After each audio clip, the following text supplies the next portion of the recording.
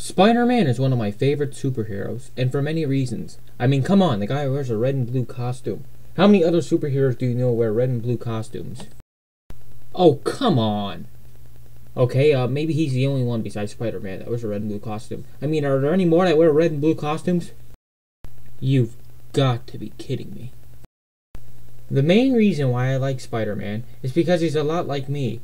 He's smart, often fascinated with science and technology. He's skinny and nerdy, obviously a lot like me. And he's often facing the problems many teenagers in today's society face. He's bullied and often made a fool of. But the biggest problem Peter faces is that he often feels like an outcast. He has trouble finding his place in the world, and he has trouble blending in with others. And on top of all that, he also has to deal with the struggles and perils of being a superhero. Because, after all, being a superhero isn't easy. Ever since he debuted in the pages of Amazing Fantasy number 15 in 1962, fans have always wanted a film adaptation of the web-slinger to pay the comics justice, and for them to adore with great adoration. We were delivered that, tremendously, with Sam Raimi's recent Spider-Man trilogy. And although Spider-Man 3 isn't by any means a masterpiece, I still hold the trilogy in high regards and consider it to be one of the greatest superhero film series of all time. So when I found out they were rebooting this timeless trilogy, I found myself puzzled. How would this newly rebooted franchise differ from the franchise that was already drilled into our minds so flawlessly? Well, my questions were answered, because early yesterday morning, the new Amazing Spider-Man trailer hit the web, and boy does it deliver.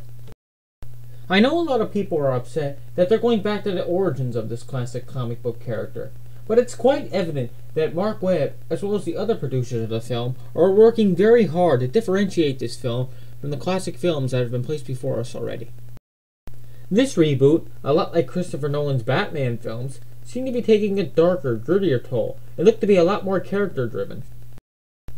And I just can't help but feel that this superhero film is going to go back to the character's roots and be much more faithful to the comics than previous installments.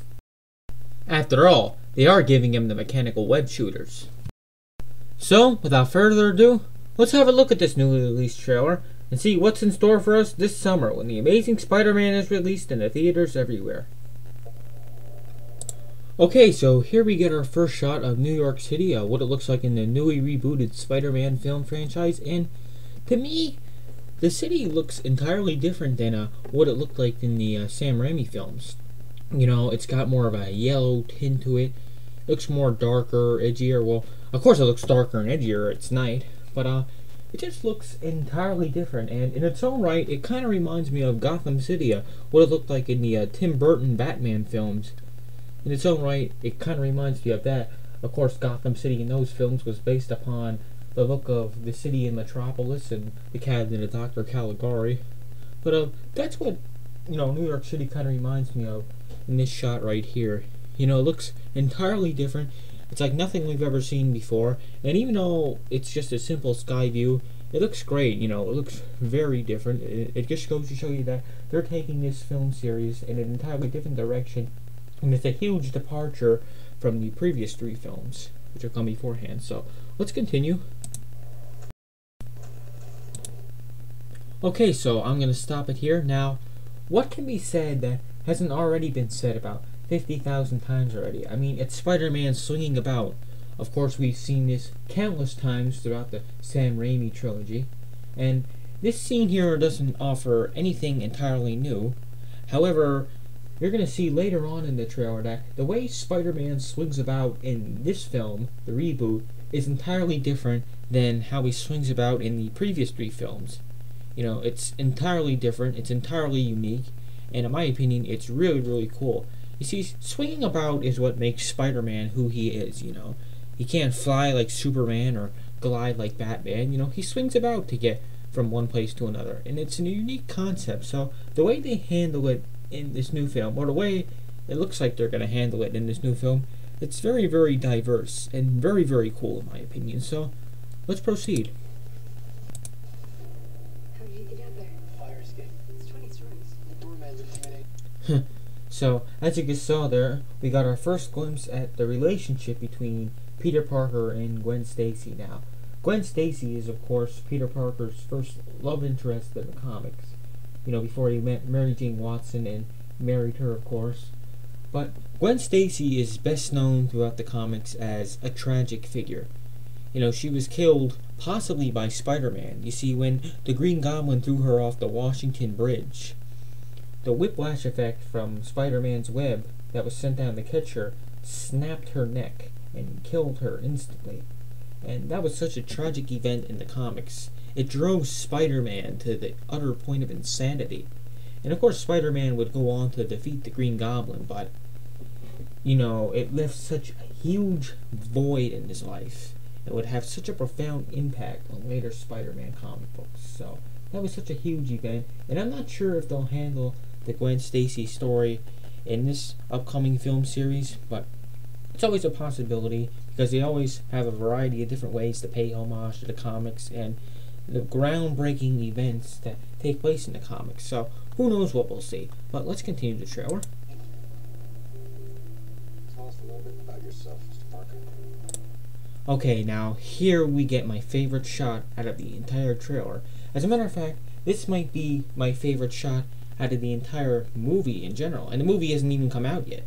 But just the simple image of Spider-Man sitting there looking down at his mask, you know, sitting there Indian style, it is really a very, very glorifying image. Now, I couldn't really put my finger on it, but it's a very glorifying image, a very, very unique, very, very different image. Something we have never, ever seen before. I don't even think, well, we might have seen it at least once in the comics, but I don't even think we've ever seen any of this in, like, the comic books or the movies or TV shows. You know, just him sitting there thinking, him looking down at the Spider-Man mask. It's kind of reminiscent of the scene in The Dark Knight where Bruce Wayne's sitting there in the Batman suit, fiddling with his Batman mask while talking to Alfred. It's kind of reminiscent of that. But he's just sitting there thinking, probably thinking about what he has done throughout the city and thinking about the villains he has to fight and just thinking about the problems he has to face as a superhero and as an individual. So this is a very symbolic image. There we go, symbolic. And it really sticks out to me because this in general symbolizes the entire tone that the Spider-Man franchise is going to be taking in the coming years. So let's continue. Not much to tell, really. Peter thinks it. Wow. Just wow. Seeing the web shooter in action, that was just incredible, you know. And this is just a simple Christmas wreath, but, you know, just to see the web protrude out of his wrist like that for the first time, it's really, really awesome. And there's no doubt we're going to be able to see how he creates the web shooters in the upcoming film. So I'm really looking forward to that. And there's, of course, another shot of Spider-Man swinging about the city. And here we get a shot of what I like to call the spider signal. You know, this is what Spider-Man leaves behind after leaving the crime scene. This is what I think it is. And that's, of course, Peter looking up at it. And you see he's quite proud of his work there. You know, maybe he took it and he spray painted it on the wall so Spider-Man could be promoted in somewhat of a way. But that's really cool that he's able to do something like that, to leave a mark like that. You know, it's kind of like a bat signal in its own right. Only it's for Spider-Man. You know, you can't have a bat signal for Spider-Man. It wouldn't make any sense. But let's continue. I can't stop saying it. Let's continue. Let's continue. Wears a mask like an outlaw. I think he's trying to do something maybe the police can't, man. So we got our first look at the relationship between George Stacy and Peter Parker. You know, it was a little intense there, but no doubt they'll probably resolve matters by the end of the film. So.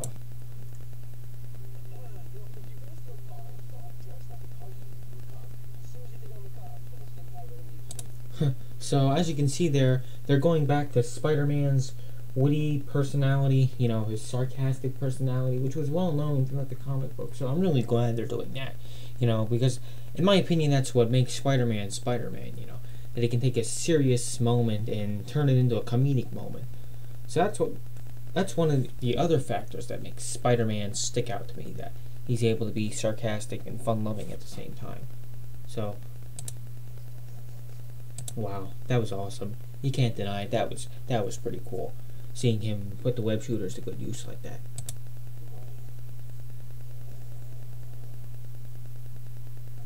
Get a shot of Peter's family leaving him, and there's a shot of him fighting against his bullies.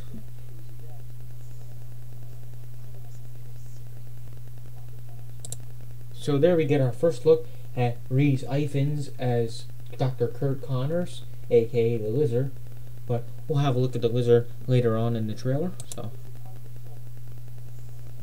wow, you gotta love Spider-Man coming down on the web like that. You know, that's another prominent symbol of the character.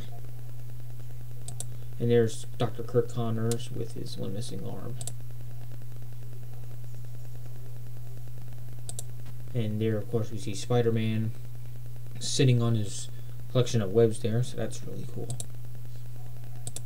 And there's Peter Parker doing some kind of equation for Dr. Connors. That's kind of interesting. Maybe it's the equation that helps Dr. Connors make his lizard formula, which helps him become the Lizard. There he is injecting himself with the serum. And there is our first shot at the Lizard. And his big green eyes, his green skin. That's really, really cool.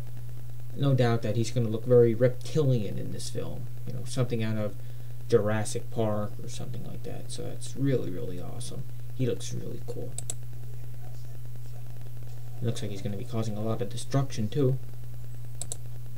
And I don't know if you guys just saw that, but that was his web shooter, of course. You know, he was activating his web shooter, so that's really, really cool that they're making it technological like that. Wow, just look at that. Did you guys see that? That was incredible. You know, the fact that they're making Spider-Man's web slinging more shaky, more realistic like that, like it's hovering. That is so cool. I can't wait to see that in 3D. That's going to be awesome. No doubt that's going to look breathtaking in 3D IMAX or something like that. That looks really superb. Can't wait to see how that looks. Okay, the Lizard destroying some stuff again.